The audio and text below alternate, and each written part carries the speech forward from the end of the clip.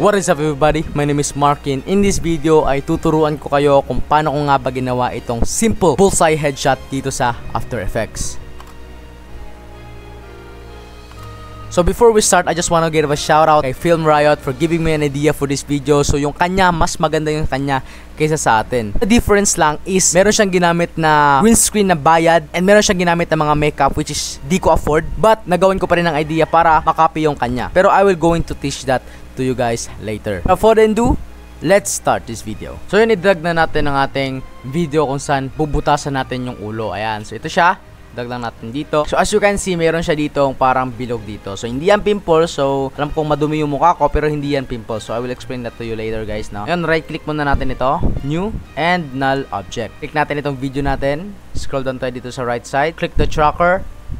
Click the track motion. So as you can see, meron dito plus sign. So ang gagawin lang natin dyan is idadrag lang natin siya dito sa ating bilog. Resize lang natin siya and try natin i-play. So as you can see, medyo hindi siya sumabay. So ulitin lang natin yan hanggang sumabay siya dun sa bilog. So ayun, sumabay na siya guys, no? As you can see, oh. I know it's not that accurate kasi tignan nyo naman dito na part, oh.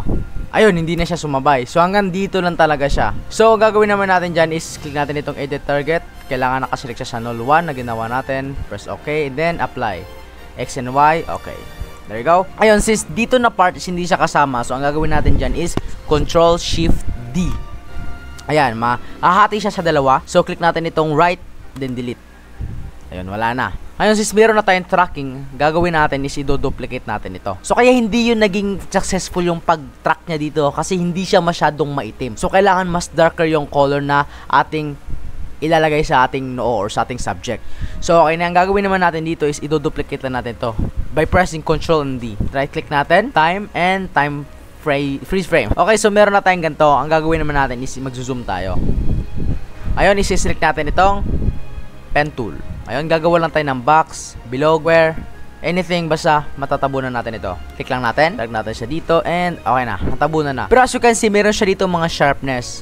Ang gagawin natin dyan, isi-increase natin yung feather. So paano? Press M, so increase na natin yung feather niya hanggang hindi na siya halata. As you can see, hindi na siya masyadong halata and that is fine. So pag pinlay nyo to, hindi yan sasabay. As you can see. So hold natin ito and ilalagay natin siya sa null 1. Let's see.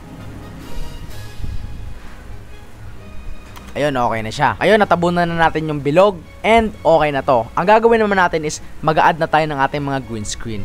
So ito yung gagamitin kong green screen as pang butas sa akin, no? So okay na yan. And ito din, meron din tayo ditong splash and itong splash sa screen. Ayun, uunahin natin i-drag yung ating butas. So lagay natin siya sa taas ng ating video. I-timing lang natin siya hanggat makita natin yung prefer natin. So madami to, pilian nyo na lang. Ayun, Control Shift D lang tayo ulit.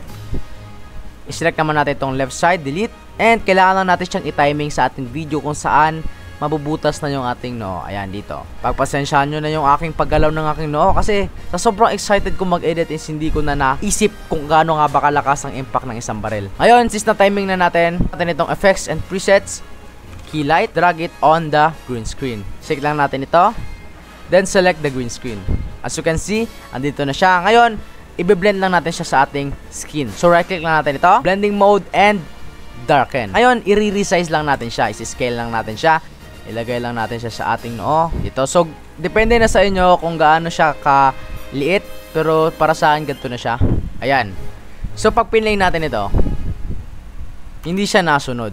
Ngayon ang gagawin natin dyan is same sa ginawa natin kanina. Hold nyo to, then i-drag nyo sa null 1. Ayun, medyo okay na siya. Ngayon ang gagawin naman natin is mag-a-add tayo ng splash. Then i-timing nyo lang siya dito. Ngayon, i-timing lang natin siya dito. Depende sa inyo kung anong mas gusto nyong color. Pwede nyo gawing darken, color burn.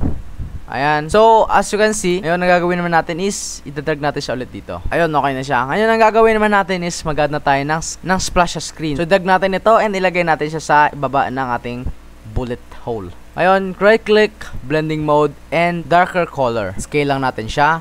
Palitin natin. Oh, almost forgot. Kailangan pa pala natin i-timing ito kasi may animation din pala yun. Control Shift D. Pag na-timing nyo na, delete the left side. Na-timing na natin siya. Same as kanina. Drag, then null 1, and